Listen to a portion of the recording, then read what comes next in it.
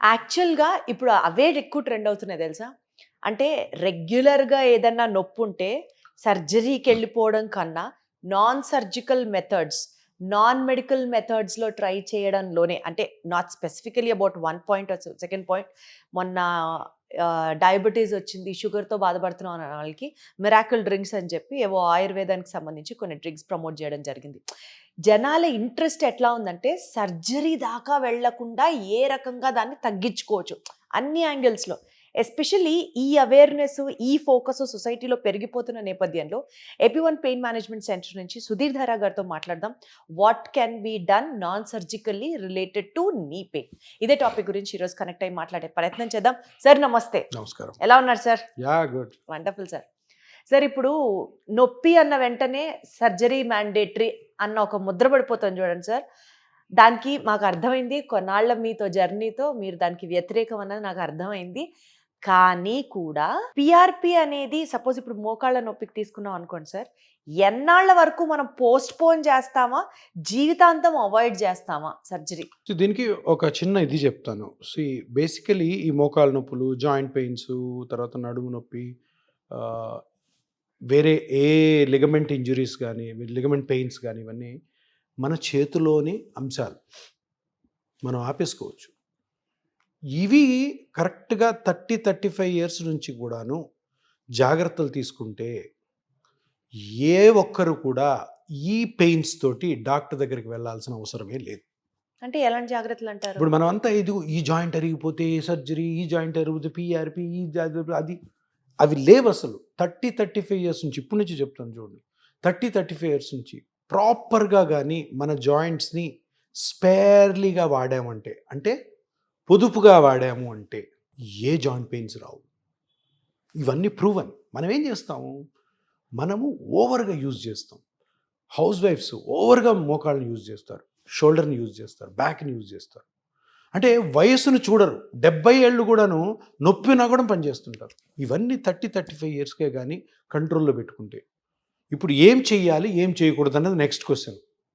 వయస్సు బట్టి ఎక్సర్సైజ్ చేయాలి, వయస్సును బట్టి పనులు కూడా చేయాలి. 50 ఇయర్స్ వచ్చి పిల్లలందరూ పెద్దలు అయిపోయి వాళ్ళు పెళ్ళిళ్ళు అయిపోయినా కూడాను మీరు 35 ఇయర్స్ లాగా ఇంట్లో పని చేశారంటే అన్నీ అరుగుతాయి. ఈరోజు ఎందుకు ఈ జాయింట్ పెయిన్స్ మీద ఇంత డిస్కషన్ జరుగుతుంది, ఇంత కొట్లాటలు ఎందుకు జరుగుతున్నాయంటే బేసిక్గా జనాలే ఆ జాయింట్స్ని అంత మిస్యూజ్ చేస్తున్నారు. సో అందుకని ఎప్పుడు కూడాను జనాల్లో ఏం చైతన్యం రావాలి అంటే, అరే నేను ఎందుకు వెళ్ళాలి డాక్టర్ దగ్గరికి, పిఆర్పి కోసం వెళ్ళకూడదు, సర్జరీ కోసం కూడా వెళ్ళకూడదు, నా మోకాలు నేనే కాపాడుకోవచ్చు.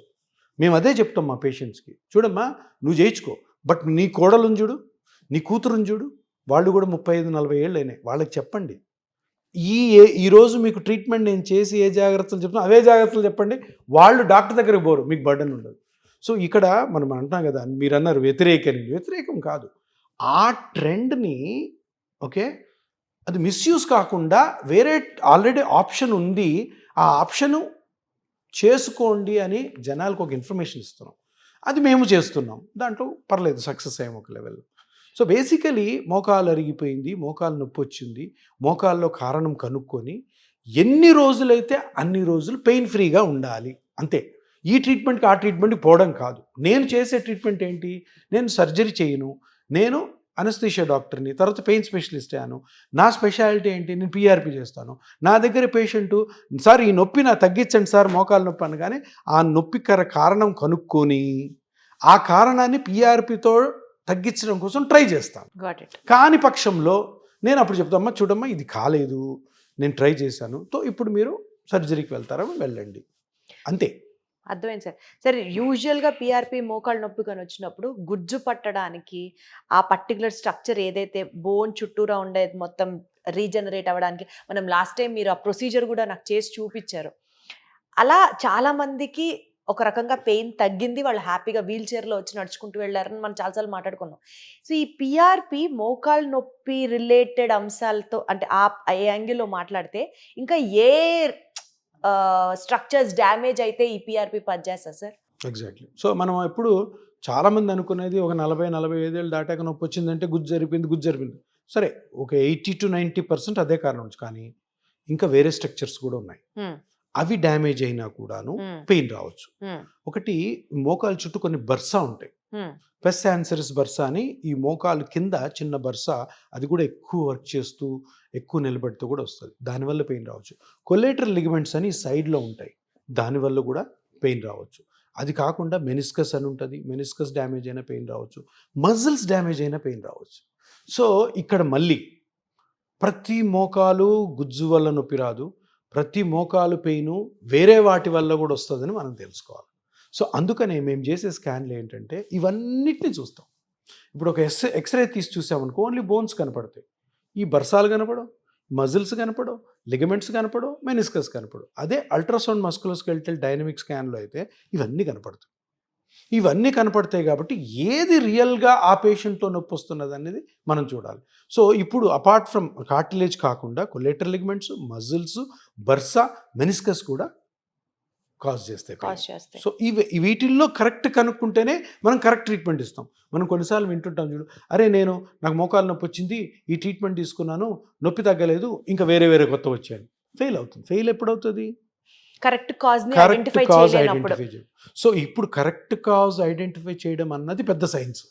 అవును, అది ఇప్పుడు ఆ ట్రీట్మెంట్ చేసే డాక్టరే కానీ స్కాన్ చేసాడు అనుకో ఈజీగా ఐడెంటిఫై అవుతాడు. ఓహో ఇది అనుకుంటున్నాను నేను, సో ఇది చేద్దామని. ఇప్పుడు ఎంఆర్ఐ చేస్తుంది, ఇప్పుడు మోకాలు నొప్పి వచ్చింది, ఎంఆర్ఐ తీశారు. ఎంఆర్ఐ తీయగానే నువ్వు ఎంఆర్ఐ నుంచి బయటకు వచ్చి ఒక 10 పాయింట్లు ఇస్తాడు, ఇది ఇది ఇది ఇది ఇన్ని డ్యామేజ్ అయ్యాయి. ఇప్పుడు ఆ డ్యామేజ్లో దేనికి ట్రీట్మెంట్ చేయాలన్నది ఇంపార్టెంట్. సో ఇది కనుక్కోవాలి మనం. సో ఇది ఎవరైతే ట్రీట్మెంట్ చేస్తుంటాడో ఆ డాక్టర్ కానీ దాన్ని చేసి ఆ నాలెడ్జ్ ఉంటే అప్పుడు కరెక్ట్ ట్రీట్మెంట్ ఇవ్వగలుగుతారు. సో మీరు అడిగిన క్వశ్చన్కి అది కొలేటరల్ లిగమెంట్ రావచ్చు, బర్సా రావచ్చు, మజిల్స్ రావచ్చు, మెనిస్కస్ వల్ల కూడా పెయిన్. వీటన్నిటికీ కూడా పిఆర్పి పనిచేస్తుందా సార్? వీటన్నిటికీ కూడాను ఆ డ్యామేజ్ని బట్టి కరెక్ట్గా కనుక్కుంటే పిఆర్పి చేసి రికవర్ చేయొచ్చు. సార్ ఇప్పుడు గుజ్జు అరిగిపోతే ఒకలాంటి పిఆర్పి, మెనిస్కస్ అరిగిపోతే ఒకలాంటి పిఆర్పి, అట్లా వేరియేషన్ ఉంటుందా, లేకపోతే పిఆర్పి అంతే? పిఆర్పిలో చేంజెస్ ఏమి ఉండవు, కాకపోతే సిట్టింగ్స్, టెక్నిక్, ఎక్కడ వదలాలి, అసలు ఏ పార్ట్ డ్యామేజ్ అయింది, ఆ పార్ట్ డ్యామేజ్ వల్లే పెయిన్ వస్తుందా లేదా కనుక్కొని ఆ ఇంజెక్ట్ చేసే టెక్నిక్ అన్నది ఇంపార్టెంట్. సో అది దాని తర్వాత టెక్నిక్తో కాకుండా దాని తర్వాత ఏంటంటే ఫాలోఅప్లో ఆ టెక్నిక్ చేసిన తరువాత ఎంతైతే రికవరీ ఉందో అది ఆ పేషెంట్ యొక్క నొప్పికి ప్రపోర్షనేట్గా ఉందో లేదో చూసుకోవాలి. సో అక్కడేమో హీల్ అయిపోయింది, నొప్పి తగ్గట్లే, అది వేరే ప్రాబ్లం. అది బాగా హీల్ అవుతుంది, ఆల్రెడీ 2-3 ఇంక వేరే ఉన్నాయి కదా, ఆ స్ట్రక్చర్స్ టార్గెట్ చేస్తాం. కొన్నిసార్లు జరుగుతాయి ఇట్లాగా, మనం ఒకటి అనుకుంటాం, దాన్ని ఇంజెక్షన్ తోటి రికవర్ చేయాలని ట్రై చేస్తుంటాం, అది కాదు, ఇంకా పెయిన్ తగ్గదు, అప్పుడు ఆ సెకండ్ స్ట్రక్చర్ని చేస్తుంటాం. సో అట్లాగా ఈ స్కాన్స్ చేస్తూ ఈ ఇంజెక్షన్ చేయడం ద్వారా మనకి చాలా నాలెడ్జ్ వస్తుంది. ఓహో ఈ నొప్పి తగ్గింది కానీ ఇది తగ్గలే, ఇది ఇంకా ఎక్కువ ఉంది, అప్పుడు టెక్నిక్ ఇంత చెప్తే పేషెంట్ కి అర్థం అవుతుందా సార్? నాకు నొప్పి తగ్గట్లేదు అన్నది ఒక్కటే మైండ్ లో ఉంటుంది కానీ ఇందులో పెద్ద రాకెట్ సైన్స్ కూడా చూడమ్మా. ఈ స్ట్రక్చర్ డ్యామేజ్ అయింది, నేను ఈ స్ట్రక్చర్కి పిఆర్పి చేస్తున్నా, ఇది చేసిన తర్వాత మీకు బాగా తగ్గింది అంటే అదొకటే ప్రాబ్లం, ఈ 2 కాదు అవి హీల్ అయిపోతాయి. లేదు తగ్గలేదు, ఈ రెండోది కూడా ఉంది, దానికి చేస్తాం. ఎందుకంటే కొన్ని సిట్టింగ్స్ పెడతాం, 2 సిట్టింగ్స్ 3 సిట్టింగ్స్ అని, ఆ సిట్టింగ్స్లో ఇది కవర్ చేస్తాం. అవసరమైతే ఒక సిట్టింగ్ కూడా ఎక్స్ట్రా చేస్తుంటాం. సో బేసికల్ ఏంటంటే కొంచెం కరెక్షన్స్ జరుగుతూ ఉంటాయి, అప్పుడు మనల్ని మనం కరెక్ట్ చేసుకోవాల్సి వస్తుంది. ఇప్పుడు ఎక్కువైపోయింది కదా సార్ జనాలకి, ఈ పిఆర్పి గురించి కానివ్వచ్చు, ఇలా నాన్ సర్జికల్ మెథడ్స్ గురించి ఎక్స్ప్లోర్ చేయడం కానివ్వచ్చు, ఇవన్నీ ఎక్కువైపోయిన నేపథ్యంలో వాళ్ళు కూడా చాలా స్పెసిఫిక్గా ఉంటున్నారు అని విన్నాను, అందుకని క్వశ్చన్ అడిగాను. యాస్ ఇప్పుడు నాలెడ్జ్ ఎలా ఉందంటే ఇప్పుడు పేషెంట్స్కి సఫర్ అయ్యే వాళ్ళు ఎట్లా ఉంటారంటే అన్నీ ఎతుకుతుంటారు, అన్నీ సోషల్ మీడియాలో చూస్తారు, పేపర్లు చదువుతుంటారు, మెడికల్ బుక్స్ కూడా చదివే వాళ్ళు ఉంటారు, డాక్టర్స్ని అడిగే వాళ్ళు ఉంటారు, ఇప్పుడు సైంటిస్ట్ని అడిగే వాళ్ళు ఉంటారు. సో ఎంత అవేర్నెస్ అంత జరిగితే అంత మంచి జరుగుతుంది పబ్లిక్కి. సో పబ్లిక్ డిమాండ్ ఏంటంటే ఏదన్నా కూడా సింపుల్గా బయటపడాలి. నేను if it's not a big disease, మీకు పెద్ద క్యాన్సర్ ఉంది, 2 కిడ్నీలు చెడిపోయినాయి, సో వాటికి సర్జరీలు అవసరం తప్పదు. ఈ ఏజ్ వైజ్ వచ్చే వేర్ అండ్ టేర్కి పెద్ద ట్రీట్మెంట్స్ కాకుండా simple treatment first of all అయితే అవాయిడ్ చేయండి. 30-35 సంవత్సరాల నుంచి కూడా మీ బాడీని పర్ఫెక్ట్గా హెల్దీగా ఉండడం కోసం ఎట్లా వాడాలి అట్లా వాడండి. రావు, ఒకవేళ పొరపాటున వచ్చాయి, టెక్నిక్స్ సింపుల్గా అయిపోవాలి, కాంప్లికేట్ లేని చిన్న ఇంజెక్షన్ టైప్స్తో సెట్ చేయాలి. కాని పక్షంలో సర్జరీ ఎట్లా ఉంది, కానీ ముందే సర్జరీ, అన్నిటికీ సర్జరీ తప్పదు అని చెప్పి చిన్న వయసుల్లో సర్జరీకి వెళ్ళడం మంచిది కాదు. సార్ ఇప్పుడు ఇదే నీ పెయిన్స్ కి మీరు సపోజ్ ఒక 6 సెట్టింగ్స్ సజెస్ట్ చేశారు అనుకుందాం సార్, ఎన్నో సిట్టింగ్ నుంచి నీ పెయిన్ కి రిలీఫ్ కనిపిస్తుంది అంటారు? Good question. ఎప్పుడు కూడాను పీఆర్పీని చాలామంది ఏమనుకుంటారు, పీఆర్పీ చేయగానే టకామని నొప్పి తగ్గిపోద్ది, లేదా 30% నొప్పి తగ్గుతుంది, 50% నొప్పి తగ్గుతుంది అనుకుంటుంటారు. తప్పు. పీఆర్పీ అన్నది గ్రోత్ని స్టిమ్యులేట్ చేస్తుంది. గ్రోత్ స్టిమ్యులేట్ అయ్యి గ్రో అయిన తర్వాత అప్పుడు పెయిన్ తగ్గుతుంది. అందుకనే మేము ఏం చేస్తామంటే పీఆర్పీకి చేసే ముందు పెయిన్ రిలీఫ్ మెథడ్ చేస్తాం. పేషెంట్ నొప్పితో వస్తారు, నొప్పితో వచ్చినప్పుడు పెయిన్ తగ్గించాలి ఫస్ట్. సో ఫస్ట్ సిట్టింగ్ కొన్ని డిఫరెంట్ టెక్నిక్స్ ద్వారా, ఇంజెక్షన్ ద్వారానే ఆ పార్ట్లో పెయిన్ తగ్గిస్తాం. అప్పుడు ఏమండి, ఒకటి కాన్ఫిడెన్స్ బిల్డ్ అవుతుంది. నెక్స్ట్ టెక్నిక్స్ చేయడం కోసం ఎక్సర్సైజ్ ఏవైతే చేయాలో అవి స్టార్ట్ చేసుకుంటాం. నొప్పుంటే ఎక్సర్సైజ్ చేయరు కదా. సో అందుకని అందరూ గమనించాల్సింటే పీఆర్పీ టక్మని ఫస్ట్ సిట్టింగ్లో చేయగానే పెయిన్ తగ్గదు. పీఆర్పీ అన్నది అక్కడ కార్టిలేజ్ని కానీ, సుప్రాస్పైనటస్ కానీ, వేరే టెండాన్స్ ఏవి డ్యామేజ్ అయితే అవన్నీ రికవర్ అయిన తర్వాత లాంగ్ లాస్టింగ్గా నొప్పిని పీఆర్పీ చేస్తుంది. ఇనీషియల్గా ఇమీడియట్గా పెయిన్ తగ్గాలంటే దానికి డిఫరెంట్ టెక్నిక్స్ ద్వారా ఫస్ట్ తగ్గిస్తాం. మా ఫస్ట్ సిట్టింగ్లో అవే ఉంటుంది. ఫస్ట్ సిట్టింగ్లోనే చాలా నొప్పి తగ్గుతుంది, 100% తగ్గదు, చాలా నొప్పి తగ్గుతుంది, పేషెంట్ చాలా హ్యాపీ ఫీల్ అవుతాడు. ఇది ఫస్ట్ సిట్టింగ్ అయ్యాక పీఆర్పీ స్టార్ట్ చేసాక గ్రోత్ స్టార్ట్ అవుతుంది. గ్రోత్ ఎన్ని రోజుల్లో వస్తుంది? సో జనరల్గా నీ తీసుకున్నాం అనుకోండి, నీ కార్టిలేజ్ ఈరోజు పీఆర్పీ స్టార్ట్ చేసి అది ఎంత గుజ్జు జరిగిపోయింది దాని ప్రకారం ఒక 3 to 4 monthsలో మనం ఎక్స్పెక్ట్ చేయొచ్చు మంచి రిజల్ట్. సరే, ఆ గుజ్జు అన్న పదానికి నాకు ఎప్పుడు అడగాలనిపిస్తుంది, నిజంగా పోయిన గుజ్జు తిరిగి మళ్ళీ ఫామ్ అవుతుందా sir? Is it practically possible? నేను ఒకటి చెప్తాను. మెడికల్ బుక్స్లో బ్లడ్ ఉంటుంది, బ్లడ్లో ప్లాస్మా ఉంటుంది, ప్లాస్మా మీద ప్లేట్లెట్స్ ఉంటాయి, ప్లేట్లెట్స్ మీద ఆల్ఫా గ్రాన్యూల్స్ ఉంటాయి, ఆల్ఫా గ్రాన్యూల్స్ మీద గ్రోత్ ఫ్యాక్టర్స్ ఉంటాయి. ఈ టెర్మినాలజీ అయితే తప్పు కాదు కదా? కాదు. గ్రోత్ ఫ్యాక్టర్స్ అని ఎందుకు పేరు పెట్టారు? గ్రోత్ ని కాజ్ చేస్తాయి. మరి అది గ్రోత్ ఫ్యాక్టర్ని తీసుకెళ్ళి నువ్వన్నీ ఎక్కడైనా వేస్తే గ్రోత్ కాజ్ చేస్తాయి కదా. మరి గ్రో కాకుండా ఎందుకు ఉంటుంది? Simple tech. ఇప్పుడు మన పబ్లిక్ అర్థం అవ్వాలా, పీఆర్పీ ఎక్కడైనా అవి గ్రోత్ కాజ్ చేస్తాయేమో, కానీ కార్టిలేజ్ లో మాత్రం అరిగిపోయిన గుజ్జు తిరిగి రాదు అంటారు కదా. అన్నది ఎక్కడన్నా ఉందా రీసెర్చ్లో? ఎక్కడ లేదు. అవన్నీ స్టడీస్ ఎలా ఉంటాయంటే, ఒక స్టడీ ఉంటుంది, ఆ స్టడీలో ఒక 500 మందికి ఈ కార్టిలేజ్ గ్రో అవుతుంది అని చేసి అది సరిగ్గా డెవలప్ అయింది. అంటే ప్రపంచం మొత్తం మంది 5 మంది ఉన్నారా? 500 మంది.